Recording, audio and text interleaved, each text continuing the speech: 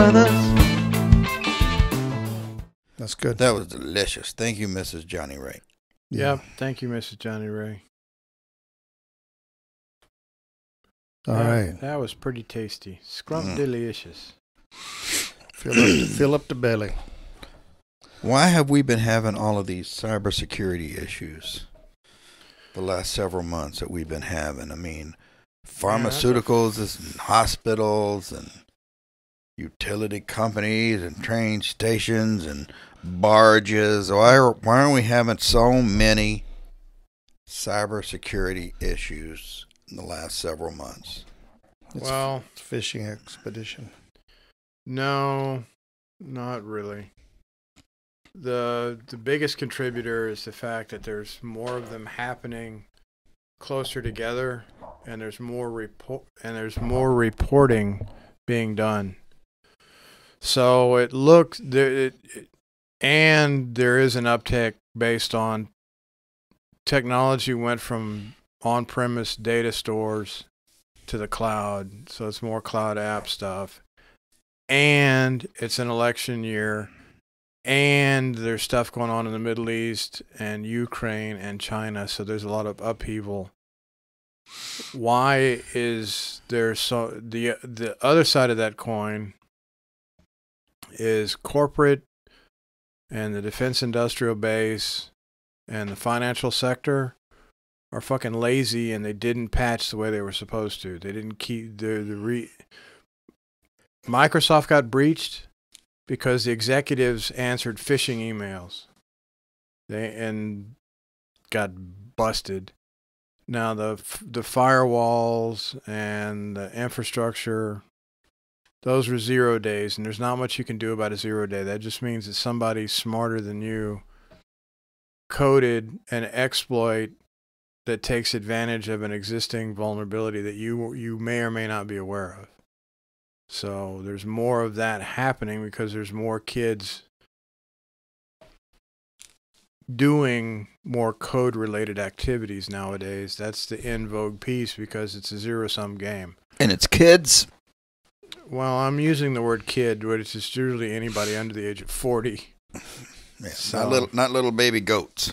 Well, there's 16 in Russia and St. Petersburg. They threw a bunch of 16-year-olds that were doing a ransomware scam.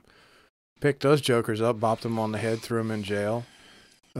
India and China let the reins go, so there's a lot more military age males and females coding en masse.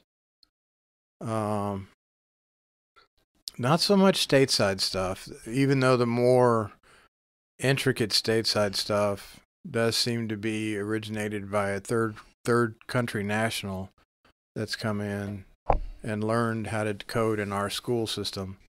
But they're a lot more math smart than our kids are, so they're taking advantage of that. And there's more reporting going on. Just like now, conversely, you would say, why don't you see more UFO stuff? And like we are. And that more cell phones, more watchers, more use of the internet. There's more. So it's not that it's an average across the board of who's doing what, how many times, and it's being seen. You're never going to be able to get away from a 0 day. But these phishing scams, they're just catching suckers. Well, what about there was like 8 or 9 states that was affected, and they lost all their 911 service was gone. All of it. Yeah. Well, AT&T got breached. Even though we're talking about how these 9 states lost, there was no. I'm more concerned about the water plants that got jacked. 911's bad, but when you can't have water to drink, that's worse. Well, and they were talking about it on the news, and this is just one thing that, communist China has their hands in. They can. Well, it's the Chinese or the Russians. They can do the water, the electric. They basically they're tapped into every bit of our infrastructure, so they can shut it down. Well, no, those fall under what's called a supply chain attack, which means there's electrical power. Well, water, there's a lot of pieces internet. that make this thing happen. Right, it's just, they come in through the service provider. CrowdStrike and a few other vendors got hit by the same stuff a few years ago, and it was led in by unpatched or bad patching practices in a downstream, meaning not the main, but a little bit further down the network path of a development machine or a machine that wasn't being managed properly, so it didn't get its patches, so it was exploited. Then they went back upstream to the parent and raised all kinds of hell.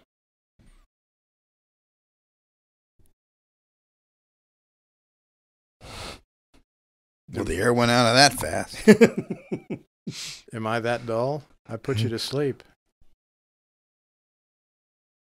What was the other part of the question? I mean, I can get into the grainy weed part of it. Well, I'm just saying there's been a lot of cyber issues lately, and I mean, you could say there's more reporting. So, are you saying that understanding your job function, has there been the same amount of cyber attacks that went on 4-5 years ago versus now, or we're just reporting on them now, or are the attackers just more prolific, more knowledgeable, more understanding, more brazen? Yes. All of the words. All of the words. And you have to understand that the coding has replaced, back when I went to school, what you got offered is learn switching and routing and the hardware stuff that goes in a data center. What the kids learn now is Python, Java, JavaScript, Golang, all these programming languages that you build websites and web constructs and apps. So a class where I would have learned how to do network switching, these kids are learning how to build a web app. So they have a broader understanding of the internet infrastructure ecosystem than we did. And the fact that they live in it all the time now, and it's not that they're starting any earlier, they're still, most of the more prolific hackers taught themselves how to do abysmal shit earlier, around the age of 12, and they start learning on their own. My cohort was long haul hacking, so they learned how the Captain Crunch and the whistles and the tones and stealing long distance service or stealing an ISP's bandwidth. And kids now are getting into stealing apps and ransomware and dropping malware through Instagram and Facebook and all that other stuff. So it's a different ecosystem, a different attack, different strengths. Now, having said all of that, I happen to know a young man. Poor bastard was busted and kicked out of a country and not allowed to return to his home country. And he stated flatly that the hackers today suck.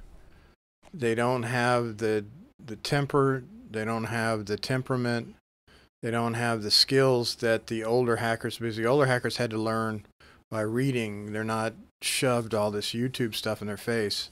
And I could Google multi-stage 9/11 outage, and it'll tell me who to impact and how.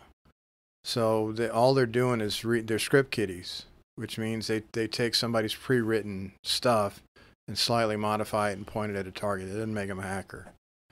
So, and there's a lot more stuff available now from a hacking perspective, or security and cybersecurity are twisted in with hacking about the same level. They have Hack the Box, and Black Hills Security does cyber competitions. There's several guys on the web that host environments that are hinky so that you can go in and take your tools and practice against it, and they learn how to do stuff. Well, they're doing this as teenagers growing up, so by the time they're college age and they're going to an official college level class, they've already had 6 or 8 years worth of programming behind them. So they're not just coming in as journeymen. They're coming in ready to get down and dirty on this stuff. So. Hot. And they're getting dirty on it. And they're getting dirty with it. They're getting dirty, dirty, dirty. How much more you want me to go into? I don't know how much more I can stand. Yeah. Okay. I just know there's a lot of things that are happening in the world that it's like, man, we didn't have this. It's just like becoming more and more frequent. And I think it becomes more frequent because people, a little here, a little there, and people get tolerant of it. Well, and they don't, and the general population they're not going to be concerned. It's like, it always happens. It's a hot button topic now. So all the mainstream, and it's a non-political thing. So you can add politics to it, but ransomware doesn't have a political leaning to it. They're going in and stealing. They're busting into your shit, holding your data for money. Right. So there's not a political spin to it. So it's safe for the news agencies to cover it without them getting in trouble or putting their finger in anybody's. I think the big. I think. And the nation state. We narrow it down to just the big world operation things. I think the little test runs that are taking place does two things. They get to, okay, what's the response? What's their you can easily figure out what's their protocol and what's their timeline to get in and get out and do whatever they need to do. That's what I personally think. It depends on the nation state actor group. What my opinion of what's going on is the intelligentsia, the intelligence community people are watching what these younglings are doing as one-offs.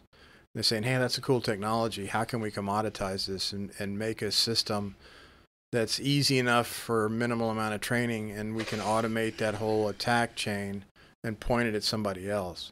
And there is certain three-letter agencies in our country that have been doing that same thing. They couldn't invent the technology on their own, so they went and snatched people up that could do it, had them develop it for them, and then they're pointing it at the bad guys. Well, yeah, and I agree. I understand what you're saying. I guess for what I was saying is more of our adversaries are doing exactly the same thing, doing these things to us. That's these tests, these little. It's like how do you want to know? How do you need to find out how long it takes how much money is it worth? How long does it take to the police to react to this call? Then make the call and see how long. There's a return on investment. There's a financial button to this, and it's always cheap. Expect the places that are willing to spend the least amount of money are the places that have the most amount of data to protect. The financial industry, the energy industry. Right. Energy for years has hidden in the paradigm is security through obscurity, because they're hidden and off the internet. You can't get to them. Well, they fucking got lazy, got cheap, outsourced, put the shit on the internet, and now some $6 an hour knucklehead is running what they call a security operations center, managing their stuff. And he's got nothing vested. He's got no skin in the game. When the light turns yellow, he calls whoever the yellow light person is, and the light turns red, he calls whoever the red light person is. Right. And that's as far as he goes into this process. And that's based on signatures. And what a signature is when a thing happens, that thing has a fingerprint. So you get some genius that knows how to write Snort or Splunk or whatever security tool that he's using. You have to write a signature that will trigger when it sees that event. Well, that's reactive. And you can't really get proactive except for things like stateful packet inspection, where the data that's coming across the line gets looked at in real time, and there's like a Xerox copy of the data, and you go through the data and you say, okay, this is anomalous. So it flags on an anomaly. Whether that anomaly is a false positive or false negative, that's up to the human being to go in and figure out, yes, this is something real, or no, the smart refrigerator in the back of the lab burped. So. Well, I go back to don't think any of those are doing what's happening. I mean, my refrigerator is not has no play in the game in terms of Sure it does. What's happening across the pond. You leave any of these pieces of equipment open, anything that's got an active connection to the internet can be bounced through to be used for something else. There is enough storage memory for something on these smartphones. HVAC equipment is something that's always on, that has more memory than it probably needs in some instances, especially the big industrial systems, to gain a foothold, to pivot, to go somewhere else. So you put pieces of code all over the place, and when you send the attack chain, you fire off in your attack chain, you pick up these pieces of code. Like, say, if I'm going to hack your phones, I'm going to send a little bit of code with each SMS message that comes through until I've got all the code in one place. Then I go to that phone that's got all that code, I compile the code into the attack code, and then go and actually do my other attacks. So you've got there's several stages to this stuff, and whether they're picking it up in the recon phases or the attack phase, it's hard to tell. Most of the time, the entire attack chain has happened before you see it or before it's reported, because the tools don't pick it up till after something's already happened. In one of the task forces I worked for, I could catch the hacker's name, and once we figured out who that dude was, then he added a number to the end of his name, and it was a different person. So it was like a James Bond title thing. Yeah. So it depends on the direct. And in China, they're terrible for doing that. In Russia, they get really creative with their names, and they like to use Tolstoy and Rumpelstiltskin and fancy names out of literature for the names of their hackers. How many of them you think are actually obese, rotund, female nymphomaniacs? 30%. 30%. If you want a real answer, female. Well, are they genetically female, or do they just a purple-haired wannabe? Well, okay. So sure. It could it's still roughly in the 30% From Russia, group. obese Russian women. No. Nymphos? That would be for that particular type of hacker. You would find that in the States. Oh, you wouldn't see, because that shit's not tolerated in China or Russia. What, the fat part of the fat part of being nymphomaniac? Yeah. Any of the parts. Oh, none of the parts. Okay. They send them to these high-end math schools, and if they don't cut the mustard, they're mustard cutter. Just saying. Well, all right. Cutter. Mustard cutter. Cutter of mustard. Cut mustard. Fuck yeah. Reed Brothers.